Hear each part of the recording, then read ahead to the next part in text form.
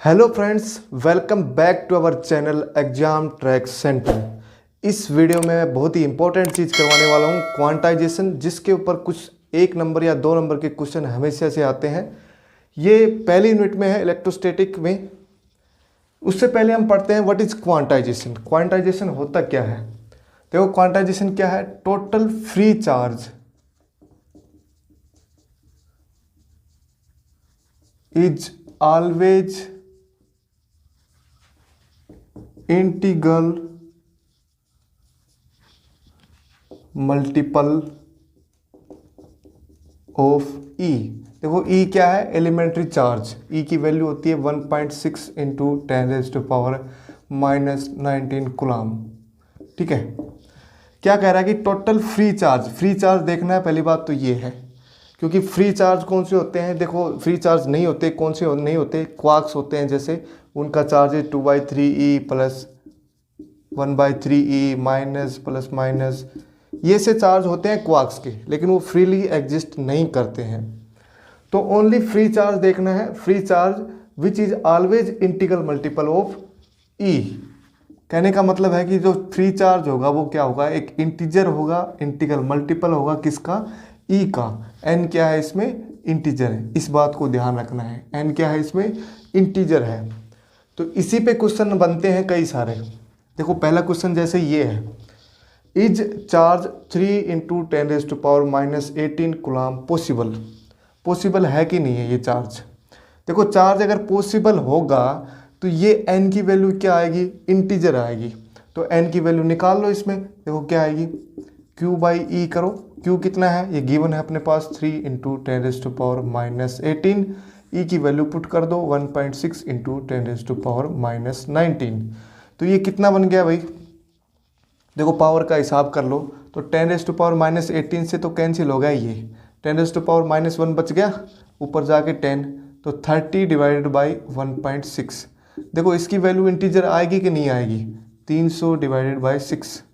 तो ये तो इंटीजर नहीं आने वाली, नॉट बिलोंग्स टू इंटीजर, क्योंकि 300 जो है 16 से डिवाइड होता ही नहीं है।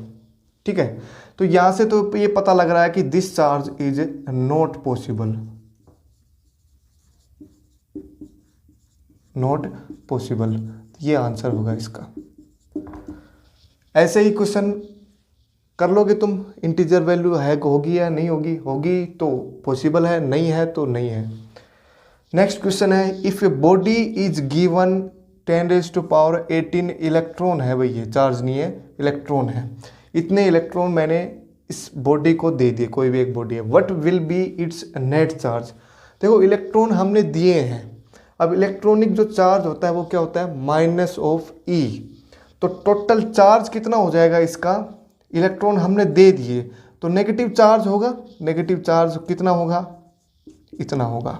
एन से एन कितना है? 10⁻18 है, माइनस ऑफ 10⁻18, और ई की वैल्यू वही है अपनी 1.6 इंटू 10⁻⁻19। तो इसकी वैल्यू कितनी आ गई? देखो, 10⁻18, ये 10⁻⁻19 पावर एक बचेगी माइनस की, तो 0.16 यूनिट क्या आएगी? कूलम।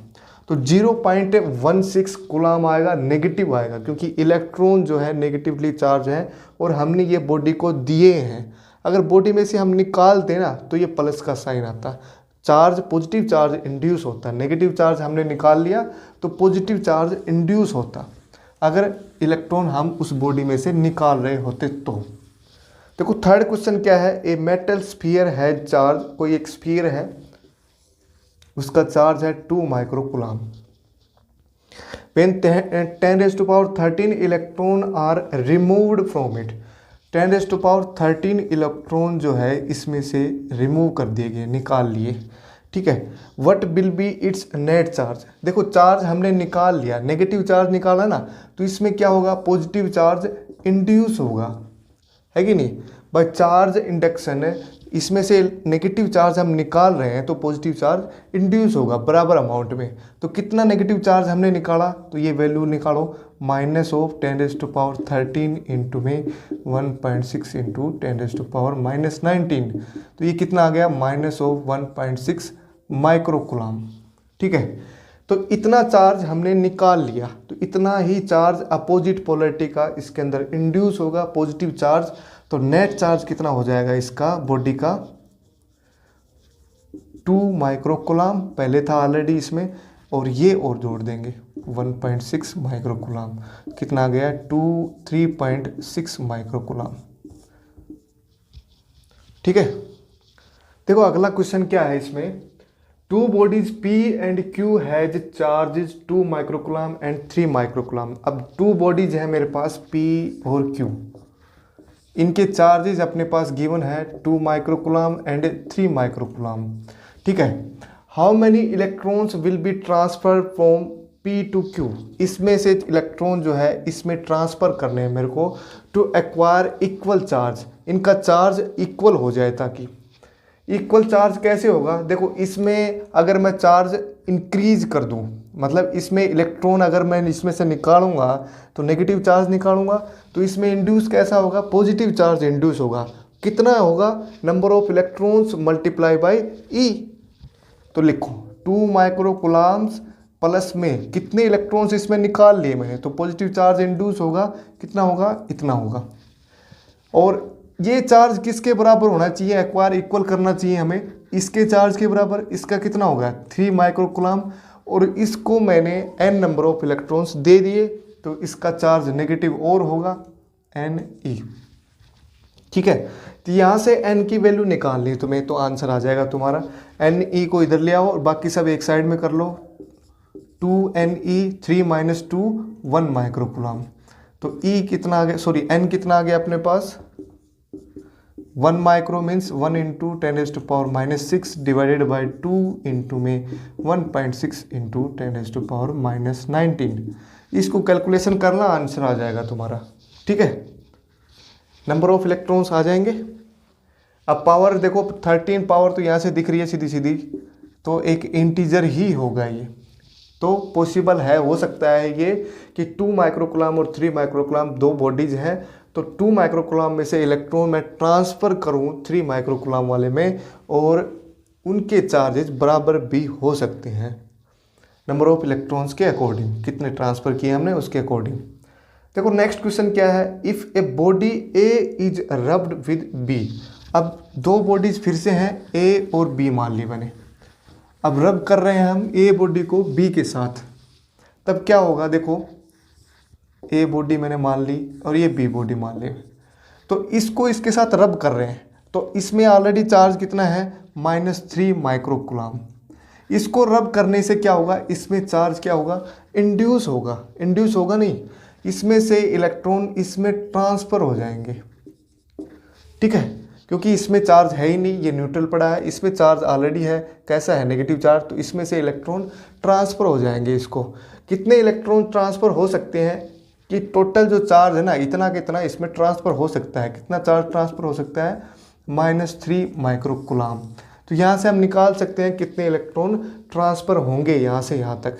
तो यहाँ पे एक क्वेश्चन ये भी लिखा है फ्रॉम विच टू विच, तो कौन से बी से ए की तरफ इलेक्ट्रॉन ट्रांसफ़र होंगे, क्योंकि रब कर रहे हैं हम ए को बी के साथ, तो कितने इलेक्ट्रॉन ट्रांसफ़र होंगे, n = E पुट कर दो माइनस साइन के साथ, क्योंकि इलेक्ट्रॉन का चार्ज माइनस होगा, माइनस से माइनस कैंसिल हो जाएगा, और n की वैल्यू निकालो 3 × 10⁻⁻6 माइक्रो को मैंने लिख दिया -6 पावर में, E की वैल्यू लिखो 1.6 × 10⁻⁻19।